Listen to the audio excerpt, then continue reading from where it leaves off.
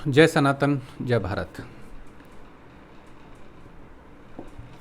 Internet press media के माध्यम से एक बड़ी चौंकाने वाली एक रिपोर्ट है। ख़ासकर हम कई चीज़ों को हिंदू मुसलमान के चश्मे से देखने के चक्कर में कई चीज़ों से वंचित रह जाते हैं, क्योंकि ये जब भी इस तरह की बातें की जाती हैं तो एक जो अपने आप को निष्पक्ष कहने वाले लोग हैं वो इस तरह की चीज़ों पर ये आक्षेप लगाते हैं कि सब देश के अंदर हिंदू मुसलमान किया जा रहा है। लेकिन आप सोचिए कि एक ही समाज के अंदर रहने वाले लोग, एक ही तरह पले बढ़े लोग, और जहाँ पे एक जो व्यवस्था है एक बड़ी साफ़ सुथरी सी संवैधानिक व्यवस्था हो, लोग एक नियम कानून के अंदर बंधे हुए हों, वहाँ पर भी मतलब एक धर्म विशेष, एक जाति विशेष के लोगों की सोच, उनके रहन सहन, उनकी बाकी सारी चीज़ों में कितना परिवर्तन आ जाता है। तो इससे पता चलता है कि समाज को जो डोमिनेट करने वाली शक्तियां हैं वो दिखावे के लिए संविधान की बात करती हैं, बल्कि या कानून व्यवस्था की बात करती हैं, बल्कि समाज जो है वो संविधानों से और कानूनों से डोमिनेट नहीं होता, उससे संचालित नहीं होता है, बल्कि समाज को संचालित करने वाले जो तत्व होते हैं वो कहीं और छुपे हुए होते हैं।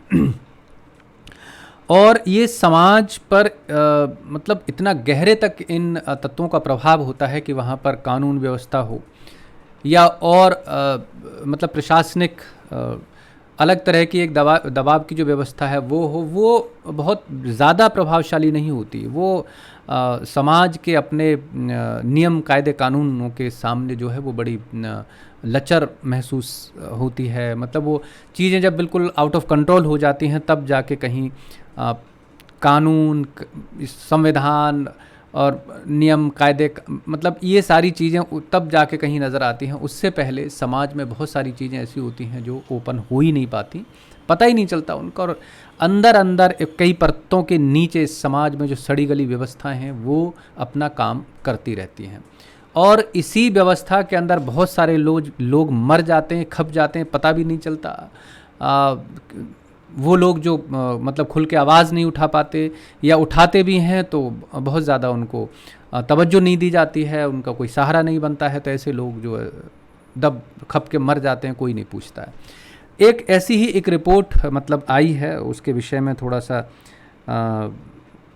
चर्चा करते हैं बस, और तो हम कर क्या सकते हैं। एक रिपोर्ट है और ये रिपोर्ट है, मतलब इसका जो टाइटल है वो ये है कि 15 से 19 उम्र में प्रेग्नेंट होने में मुस्लिम लड़कियों ने सबको पछाड़ दिया। मतलब अब ये मतलब जिस अंदाज में ख़बर लिखी गई है उससे तो ऐसे लग रहा है जैसे ओलंपिक दौड़ में पछाड़ दिया हो, लेकिन इसका पूरी खबर का अगर लबो लबाब आप देखोगे तो ये निहायत ही मतलब परेशान करने वाली और बड़ी शर्मसार करने वाली खबर है। लेकिन इसी खबर को जब कोई मुस्लिम मौलाना जो है वो अगर इसको कहेगा तो बड़े शान व शौकत के साथ, मतलब इस शर्मसार करने वाली खबर को भी कहेगा कि साहब हमारी लड़कियों में बड़ी ताकत है, वो 15 से 19 साल की वर्ष उम्र में जो है वो बच्चे पैदा कर रही हैं, आप करके दिखाओ। पीरियड के दौरान नहाने में खुद हुई पीछे सर्वे। मतलब अब ये दो अपोजिट चीज़ें हैं कि बच्चा पैदा करने में बहुत आगे हैं, लेकिन पीरियड्स के दौरान नहाने स्नान करने में पीछे हैं। इससे दो चीज़ें निकल के आती हैं कि एक तो जो एक सामाजिक दबाव है उनके ऊपर। मैं व्यक्तिगत रूप से एक चीज़ को यहाँ पे थोड़ा सा मतलब डिफ़ाइन करना चाहूँगा कि कोई भी लड़की जो पढ़ लिख रही होगी वो निश्चित रूप से अपने कैरियर के विषय में और एक अपने खुलेपन के विषय में, समाज में कुछ करने के बारे में सोचेगी। वो इस तरह की जो मतलब दकियानूसी सोच है कि सब वो नहीं सोचेगी कि हाँ 15 साल की उम्र में मुझे बच्चा पैदा करना है, माँ बन जाना है। मैं 99% लड़कियों के विषय में ये कन्फर्म कह सकता हूँ कि आज के समाज में लड़कियाँ कम से कम इतनी मानसिक रूप से तो मतलब क्या परिपक्व हो गई हैं, आज़ाद हो गई हैं, कोई सोचते हैं कि हाँ चलो भाई हम पढ़ लिख लें, कुछ करना है, चाहे वो किसी भी समाज की लड़कियां हों। लेकिन जब इसके विपरीत जाके कुछ आंकड़े समाज में हम अगर नज़र आते हैं तो निश्चित मानिए कि वो कहीं ना कहीं वो आंकड़े जो है वो मतलब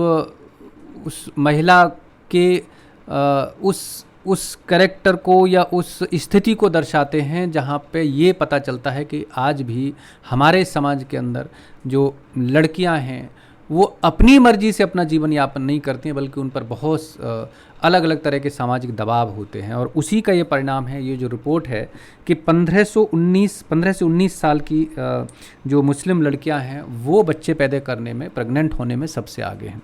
अब उसके बहुत सारे रीज़न हो सकते हैं। रीज़न मतलब एक तो यही है कि भाई शादियां जल्दी हो जाती हैं मुस्लिम समाज के अंदर, और शादी होने के पीछे, जल्दी होने के पीछे एक दूसरा रीज़न, मतलब एक से एक जब कड़ी आप जोड़ोगे तो सारी चीज़ें बड़े खूबसूरत तरीके से जुड़ती चली जाती हैं।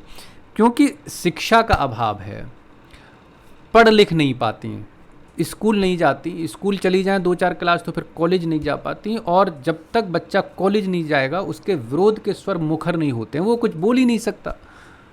एक छोटा बच्चा है, मैंने बचपन से उसको दबा के रखा है, वो रो सकता है, बोल नहीं सकता।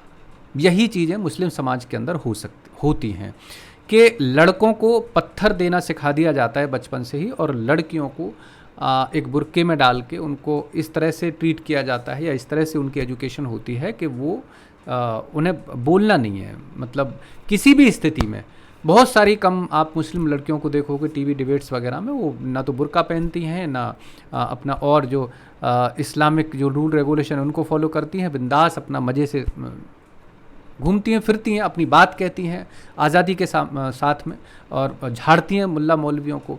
तो उस तरह की स्थिति ना आए, उसके लिए ज़रूरी ये है कि लड़की को एजुकेशन से दूर रखा जाए, उसके घर के अंदर कैद रखा जाए। तो वो एक सिस्टम इस्लाम के अंदर बना हुआ है और कोशिश भी की जाती है बनाने की उसको। चलिए थोड़ा सा मैं चाहता हूं कि इसको पढ़ लें और उसके बाद इस पर आगे चर्चा करेंगे। भारत में कम उम्र की युवतियों का बच्चे पैदा करने का भले ही कोई अचंभे वाली बात ना हो, लेकिन हकीकत में महिला स्वास्थ्य की दृष्टि से चिंता का विषय, निश्चित रूप से चिंता का विषय। कम उम्र की लड़की जब गर्भ धारण करती है तो केवल उसके शरीर पर असर नहीं पड़ता, बल्कि मानसिक जद्दोजहद से भी उन्हें गुजरना पड़ता है। बेशक पहले के मुकाबले आज के समय में ये स्थिति बदली है। शिक्षा के सुधरते स्तर के साथ महिलाएं अपने अधिकारों के प्रति जागरूक हुई हैं, लेकिन कई जगह हालात अब भी जस के तस हैं। ये बिल्कुल ठीक बात है। अगर बहुत इंटीरियर गांव में चले जाओगे तो मतलब कोई नियम कायदा कानून नहीं है, 14, 15, 13 साल की उम्र की लड़की की शादी कर दी जाती है। राष्ट्रीय परिवार स्वास्थ्य सर्वे NFHS 5 की रिपोर्ट बताती है कि 15 से 19 साल की उम्र में गर्भ धारण करके पहले बच्चे को जन्म देने वाली महिलाओं की दर में 15-16 के मुकाबले 19-21 तक में 1% कमी आई। ये चलो अच्छी बात है कि 1% की कमी आई, यानी 15-16 में से 15-16 मतलब 15-16 का मतलब है 2015-16 में जो दर 8% थी वो 7 हो गई है। जाहिर है कि देश की बढ़ती जनसंख्या की चिंता के बीच इन आंकड़ों में ये 1% का बदलाव जो दिख रहा है वो शिक्षा के कारण ही आया होगा, निश्चित रूप से, जिसका कि जिक्र मैंने पहले किया कि लड़की पढ़ी लिखी होगी तभी विरोध कर सकती है, उससे पहले उसकी स्थिति विरोध की नहीं होती है। जहाँ महिलाएं ज़्यादा शिक्षित होने की दिशा में आगे बढ़ी होंगी वहाँ ये आंकड़े कम हो गए होंगे, और जहाँ ऐसा नहीं हुआ होगा वहाँ हालात पहले जैसे ही होंगे, निश्चित रूप से। इसमें एक, हालांकि रिपोर्ट बहुत लंबी चौड़ी है, वो शायद मुझे लग रहा है कि घंटे से ज़्यादा का समय लगेगा, लेकिन इसमें एक चीज़ और महत्वपूर्ण है पूरी रिपोर्ट में से जो मैंने छांट के निकाली है, मुझे लगता है कि इसको और पढ़ लेना चाहिए हमें। मुस्लिम महिलाओं का फर्टिलिटी रेट, कम उम्र में प्रेग्नेंट होने की दर, दूसरे बच्चे की इच्छा ज़्यादा। अब ये बड़ी महत्वपूर्ण चीज़ है, इसका थोड़ा सा विश्लेषण हम बाद में करेंगे, पहले इसको पढ़ लेते हैं। बता दें कि इससे पहले हमने इसी सर्वे रिपोर्ट के हवाले से महिलाओं के घटे फर्टिलिटी रेट के बारे में आपको जानकारी दी थी, जिसमें आंकड़ों से निष्कर्ष निकलता था कि बच्चे पैदा करने में आज भी समुदाय की महिलाओं में पहले के मुकाबले फर्टिलिटी रेट घटने के बावजूद, मतलब आप इसको थोड़ा सा सोचिए, फर्टिलिटी रेट का मतलब होता है जो बच्चा पैदा करने की दर होती है, या औरत का जो अपना एक मतलब आंतरिक सिस्टम होता है बच्चे पैदा करने का, उसमें थोड़ी सी कमी आई है, मतलब कमज़ोर हुआ है वो। अब ये रिपोर्ट भी यही जानकारी देती है कि कम उम्र में प्रेग्नेंट होने वाली लड़कियां मुस्लिम समुदाय से ज़्यादा हैं, और इसी तरह सर्वे में ये भी बताया गया है कि कितनी महिलाएं अधिक बच्चे नहीं चाहती, जिसमें सबसे कम प्रतिशत 64% मुस्लिम महिलाओं का आया है, जबकि 72% सिख महिलाएं और 71% हिंदू महिलाओं ने कहा कि वो अब अतिरिक्त बच्चे नहीं चाहती। आप इसको सोचिए, मतलब 71% जो है वो हिंदू महिलाएं हैं, 72% सिख महिलाएं हैं और कुछ 64-62% जो हैं वो मुस्लिम महिलाएं हैं। इसका मतलब है कि मुस्लिम महिलाएं इस बात का भी, मतलब जब उनसे पूछा गया कि भाई दूसरा बच्चा आप चाहती हैं, तो वो इसका भी विरोध नहीं कर पाई, क्योंकि कहीं ना कहीं जो एजुकेशन है, जो इस्लामिक प्रैक्टिस है, उसमें ये सिखाया जाता है कि बच्चे बहुत ज़रूरी हैं। तो दूसरा ये है कि एक जो सिस्टम होता है बच्चे पैदा करने की जो रोकने की जो प्रक्रिया है, उसको फॉलो नहीं किया जाता। तो वहाँ पर जो शुरू में ही मैंने जिस बात को कहा कि किसी भी बात के प्रति इनकार या किसी भी बात का विरोध करने की जो एक क्षमता है, वो मुस्लिम समाज के अंदर दरअसल है नहीं, वो हो नहीं पाता, खासकर महिलाओं के अंदर। और उसी का परिणाम ये है कि जो हमारी मुस्लिम बहनें हैं वो इसमें इसका शिकार होती हैं। और जैसा कि रिपोर्ट में बताया गया है कि 64% से अधिक महिलाएं ऐसी हैं जिन्होंने दूसरे बच्चे के विषय में जब उनसे पूछा गया तो इनकार नहीं कर पाई कि हाँ भैया अब हमें नहीं चाहिए। मतलब इतनी ही महिलाएं लगभग ये कह पाएँ कि हाँ हम अब बच्चों से जिग गए, लेकिन वो भी मना नहीं कर पाएंगी क्योंकि उस सिस्टम उस तरह का बना हुआ है। कहने का मतलब यही है कि समाज में हम अगर महिलाओं की बात करते हैं तो उस सिस्टम के अंदर एक मतलब पूरे कैनवास में महिलाओं की बात करनी चाहिए। वहाँ पर मुझे नहीं लगता कि हिंदू, मुसलमान या इस तरह की और व्यवस्थाओं को काउंट किया जाए। महिला मतलब महिला, और वहाँ पर पूरे कैनवास में महिला होनी चाहिए। अगर हम एजुकेशन की बात करते हैं तो फिर समाज के हर तबके की महिला की बात होनी चाहिए।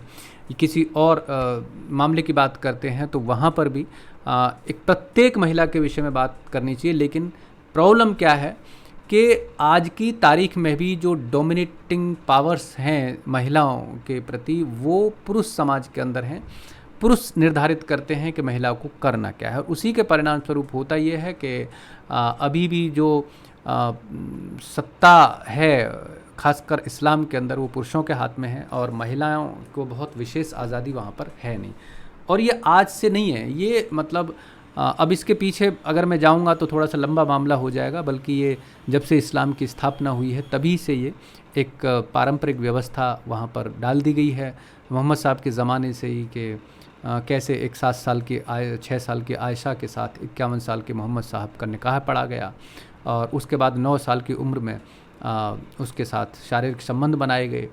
बच्चों का कोई आगे उसमें जिक्र नहीं मिलता है, लेकिन पर्दा प्रथा से लेके और जो चीज़ें थी समाज के अंदर स्थापित इस तरह से की गई हैं कि जहाँ पर महिला को किसी तरह की कोई आज़ादी दरअसल दी नहीं गई है, जो आज के समाज के हिसाब से ठीक नहीं है। सीधे सीधे अगर इसको इस तरह से कहा जाए कि महिलाओं को एक विशेष आज़ादी की ज़रूरत है आज भी। और मैं इसको आज़ादी के संदर्भ में दूसरी तरह से जोड़ता हूँ कि आज़ादी का मतलब होता है विरोध करने का, इनकार करने का अधिकार। अगर मुझे कोई चीज़ अच्छी नहीं लगती है, मैं कुछ नहीं करना चाहता, तो इनकार करने का अधिकार, विरोध का अधिकार मुझे होना चाहिए कि नहीं अब बस बहुत हो गया, अब नहीं चलेगा। ये इनकार का अधिकार अगर आपके पास नहीं है तो मान लीजिए कि आप आज़ाद नहीं हैं। तो चलिए हम कोशिश करें कि जो हमारी वो किसी भी समाज की हो सकती हैं, किसी भी धर्म की हो सकती हैं, किसी जाति की हो सकती हैं, जो हमारी बहनें हैं, उनके प्रति जो हमारे कर्तव्य हैं सामाजिक, उनका निर्वहन करें, और उनको हम जितनी आज़ादी दे सकते हैं वो दें, जितनी छूट दे सकते हैं वो दें, मतलब एक सामाजिक स्तर पे। तो ये होना चाहिए हर समाज के अंदर, हम सबको ये मिलके करना चाहिए। चलिए आज के लिए इतना ही। कल फिर किसी विषय पर बात करेंगे। आपके लाइक्स, आपके कमेंट्स जो हम तक नहीं आ रहे हैं, प्लीज़ निवेदन है कि आप देते रहिए। कुछ और हमसे मतलब किसी तरह के कोई विशेष विषय पर अगर बात करनी है, अगर आप खुद भी कोई किसी तरह की बात हमसे करना चाहते हैं तो कमेंट बॉक्स में अपना नाम, नंबर कोई ईमेल आईडी हमें प्लीज़ डालिए। हम कोई विशेष विषय ऐसा है जिस पर आप अच्छी नॉलेज रखते हैं और हमारे माध्यम से, हमारे चैनल के माध्यम से आप उस बात को रखना चाहते हैं, तो हम आपका वेलकम करेंगे। तो प्लीज़ आइए, अपना संपर्क सूत्र के साथ हमें नोटिस कीजिए, मतलब डाल दीजिए हमारे कमेंट बॉक्स में, तो मैं आपको से बात करूँगा। चैनल को सब्सक्राइब कर लीजिए, वीडियो को शेयर कर दीजिए। चलिए मिलते हैं कल फिर। जय सनातन, जय भारत।